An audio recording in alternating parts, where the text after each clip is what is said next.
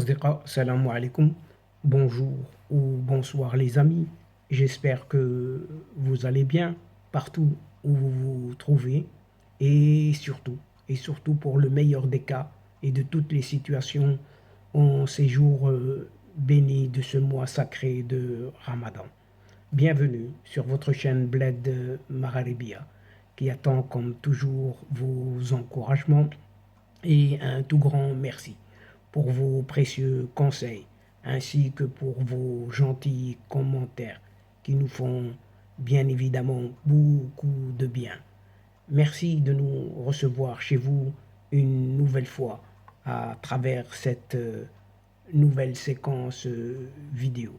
Mais abonnez-vous, abonnez-vous et faites abonner vos proches, vos connaissances là où vous êtes afin d'y être informés des dernières nouveautés et ce le plus rapidement possible et comme il se doit. Cette séquence vidéo revient sur ces raisons du retard de la non-attribution de cette fameuse CAN 2025, cette Coupe d'Afrique des Nations de football.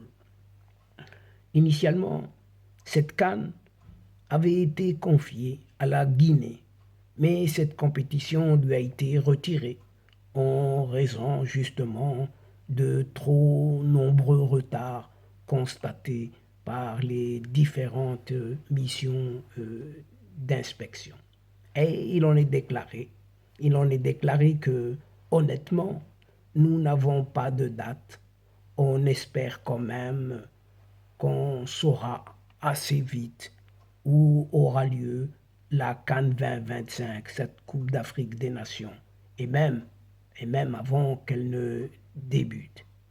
C'est avec un brin d'ironie et un soupçon d'exagération, ce dirigeant d'une certaine fédération subsaharienne attend avec une impatience non dissimulée que cette CAF, cette Confédération africaine de football, dévoile enfin le nom du pays qui organisera cette fameuse compétition, sachant qu'initialement elle avait été confiée à la Guinée, mais qui lui a été retirée en septembre 2022 en raison justement de trop nombreux retards constatés par les différentes missions d'inspection mandatées par cette même CAF. Et cette même Confédération africaine de football avait d'abord envisagé d'annoncer le 10 février dernier qui, de cette Algérie, du Maroc, de la Zambie ou encore de ce duo Nigeria-Bénin remplacerait justement cette Guinée.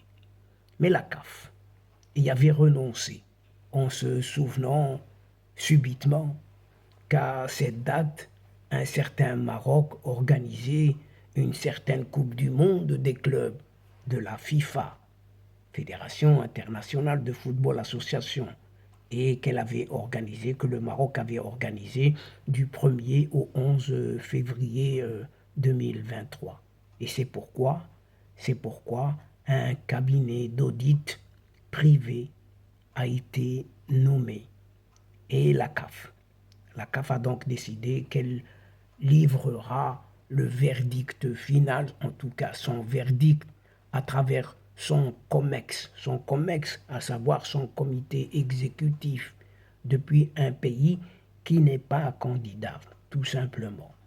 En théorie, ce ne sera donc pas à Cotonou, au Bénin, le 13 juillet prochain, à l'occasion de son assemblée générale, puisque le Bénin a déposé un dossier commun avec son voisin nigérian.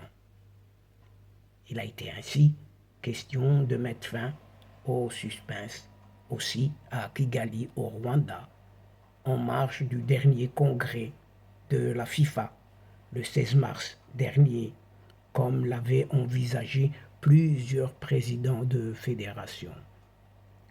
La Confédération africaine de football avait de bonnes raisons de ne pas annoncer lors du premier trimestre de cette année le nom du pays organisateur de cette CAN 2025.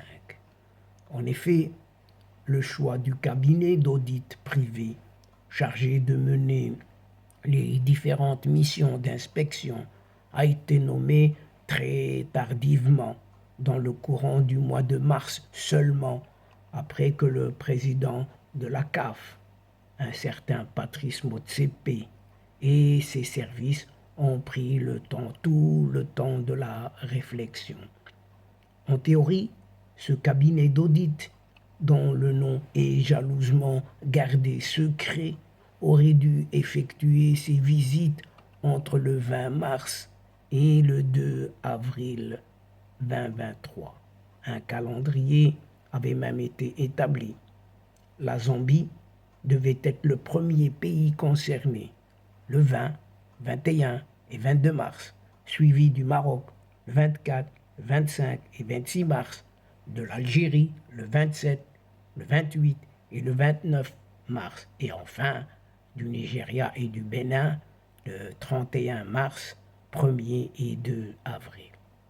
Mais ce n'était pas possible, puisque plusieurs matchs internationaux étaient organisés dans ces différents pays, à ces mêmes dates, confirme un certain Veron Monsengo Omba, le secrétaire général de la CAF.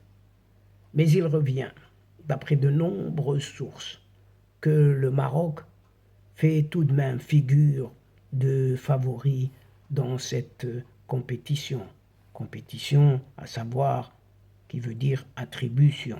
Et toutes ces visites, devraient donc avoir lieu et se poursuivre en avril ou encore en mai prochain.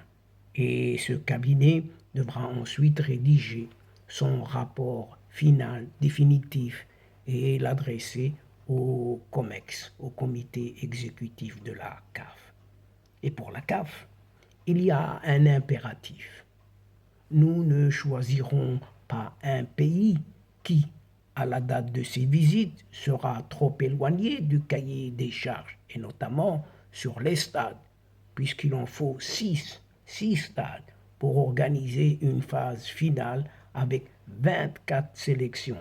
C'est ce qu'ajoute encore Monsengo Omba. Nous ne confierons pas le tournoi à un pays qui doit encore construire 2 ou 3 stades. Alors que la date de divulgation du pays organisateur reste pour l'instant incertaine, plusieurs décisions semblent actées au moins officieusement, alors que le Maroc fait figure, et de loin, de favori, et ce qui reste et qui ressemble, et de loin même, à un secret de polichinelle.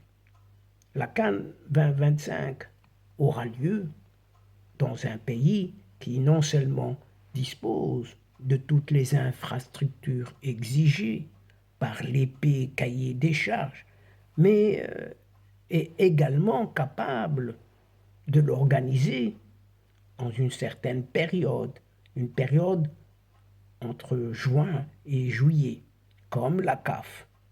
Alors, présidé par un certain malgache Ahmed, l'avait décidé déjà en 2017, et notamment pour ne plus s'attirer l'hostilité des clubs européens cette fois-ci, de plus en plus irrités par l'obligation de libérer les joueurs en janvier et février, comme au Cameroun en 2022 et en Côte d'Ivoire en 2024.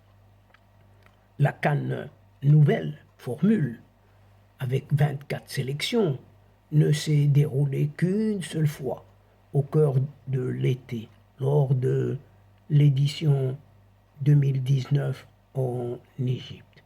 Et c'est notamment parce qu'on peut jouer au football au Maghreb, en cette Afrique du Nord, en juin et juillet, que l'édition 2025 y aura certainement lieu. C'est ce que confirme une source très très proche de la cave. Et donc, chers amis, mesdames et messieurs, c'est ici. C'est sur ces raisons de ce retard, de la non-attribution, non allouée donc de cette CAN 2025 que prend fin cette séquence tout en prenant congé de vous. Mais nous espérons vous retrouver très très bientôt avec un immense plaisir et comme d'habitude, bien sûr. Merci pour votre participation, de nous suivre jusqu'au bout sans oublier de nous aider mutuellement, d'aider votre chaîne en vous y abonnant en grande masse afin d'être informé et surtout en partageant autour de vous, là où vous êtes tout simplement, toutes les séquences vidéo de votre chaîne. Et pour cela, il suffit juste d'un petit clic à partir de votre téléphone en allant chercher quelques adresses dans votre agenda, votre biblio. Vous choisissez quelques proches, quelques connaissances et vous leur adressez les séquences vidéo. Et pour cela, recevez tous nos compliments et tous nos remerciements. Mais pour moi, le moment est juste arrivé pour vous dire au revoir les amis. L'asdiqa, salam alaikum wa rahmatullah wa barakatuh. À la prochaine fois et à bientôt. إلى اللقاء في حصة أخرى إن شاء الله مع السلامة.